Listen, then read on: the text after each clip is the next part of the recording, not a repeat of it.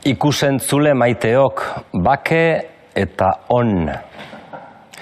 Aurreko astean, zahartzaroari buruzko aita santuaren katekesiei hasiera eman genien. Eta gaurkoan, bigarren atala izanen dugu.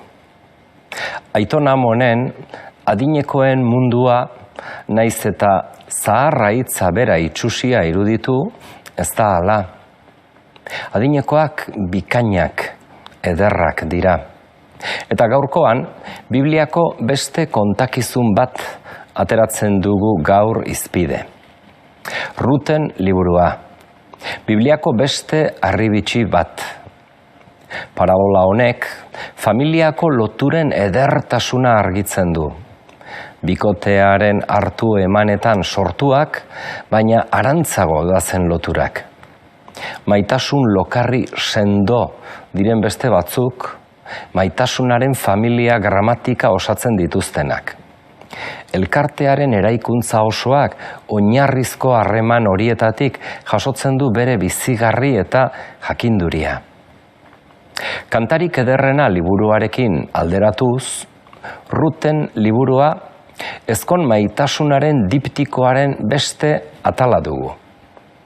Bestea bezain garrantzitsu, ezinbestekoa ere, familia konstelazioa osatzen duten generazio loturak, aidetze, eskaintza, fideltasuna ospatzen ditu. Eta bikote baten gertakari dramatikoen erdian, gai dira kontakizun horiek, ezusteko maitasunaren indarraz, itxaropena eta etorkizuna berreraikitzeko. Badakigu, ezkontzak sortzen dituen hainbat hartu emanei buruz erraza dela esamesak sortzea. Batez ere, amaginarrebari buruzkoak, amaginarreba eta erreginaren arteko harremanari buruz mintzo da gure gaurko liburua.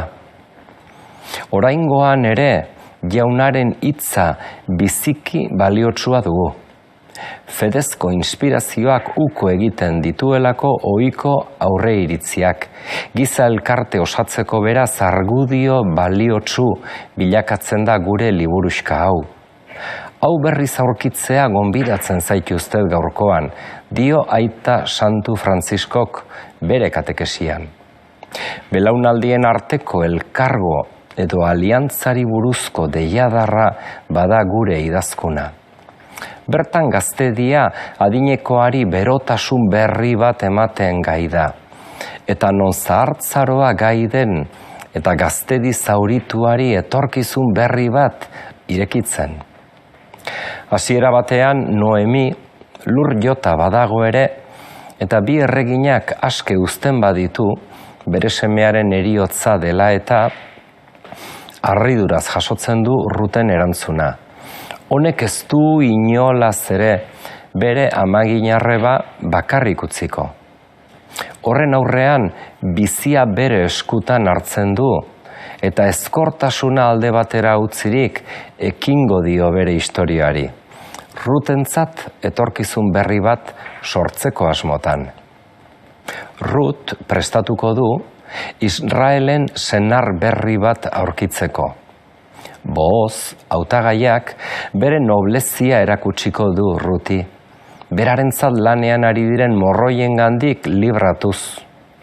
Arrisku hau, gaur egun tamalez ongi ezagutzen dugu. Ruten ezkontza berria ospatzen da eta egoerak berriro ere baketzen dira.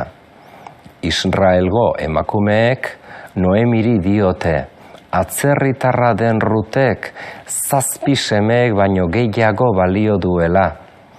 Eta ezkontza berri hau jaunaren bedeinkapen bilakatuko dela ere diote. Noemi samintasunez beterik zegoen eta bere izena berak horixe esan nahi zuen. Baina emakumeak jaiotza berri batekin zerikusirik izatearen poza ezagutuko zuen berriro ere. Begira zenbat mirariez inguratua dagoen adineko emakume baten bihotz berritzea. Bera azaltzen da berriz ere bizitzan eskura jarri delako maitasunez. Belaunaldi berri baten porrotaren aurrean, ustez ezinezkoak ziren aukera eta egoerak pixkanaka irekitzen zaizkio. Berak emandako pausu bakoitzaren ondoren. Fedea eta maitasuna, arazo eta zailtasunak zaharkatzeko gai agertzen dira. Amaginarrebak semeari buruzko gelosia ahaztu egiten du. Ruten lotuera berria onartuz eta maitatuz. Israelgo emakumeek atzerritarrei buruzko mesfidantza atzean uzten dute. Eta emakumeek hala egin ezkero, beste gainerako guztiek ere hala eginen dute. Emakume bakarraren zaurgarritasuna gizonaren boterearen aurrean maitasunezko eta errespetuzko loturak sendatzen ditu. Eta guzti hori, Rut gaztea aurre iritzi etniko eta erlijiosoaren pean arriskua izan zezakeen loturari fidela izan zaiolako. Eta hasieran esandakoa berriz errepikatzera noa, dio Aita Santuak. Gaur, amaginarreba pertsonai mitikotzat jotzen dugu, gaiztoa eta txarra jakina. Baina amaginarreba, zure semearen ama da, zure emaztearen ama da. Ez dezagun onartu, ohi dena esan dezaten. Zenbaten ez urrunago, amaginarreba hobeago. Ez, ama da, adinekoa da. Eta amonetan ederrenetako gauza bilobak ikustea da. Seme-alabek umeak dituztela bizi berritzen dira amonak. Kontuan zein hartu eman duzuen zuen amaginarrebekin. Naiz batzuentan berezi xamarrak izan, amatasunaz bizia eman diote zuen ezkontidei. Dena eman diote. Gutxienik zoriontsu egiten saiatu beharra dago. Pozik iragan dezaten beren zahartzaroa. Eta kas bat badute saiatu moldatzen. Eta zuen amaginarrebok, erne mingainarekin. Liburu honetan Rutek bere amaginarreba onartzen du eta bizi berritzen du. Eta Noemik Ruti etorkizun bat eraikitzeko saiatu da bere babesaz soilik aprobetxatu ordez.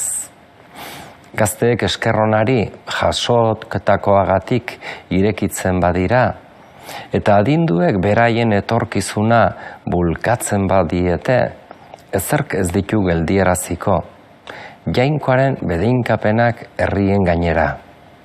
Denok bat, gazteok eta adinduok, sanideok, hitz beroak Frantziskorenak. Gozatu eta bizi orduan igande hau. Mezan jasoko duzue horretarako indarra. Bake eta on.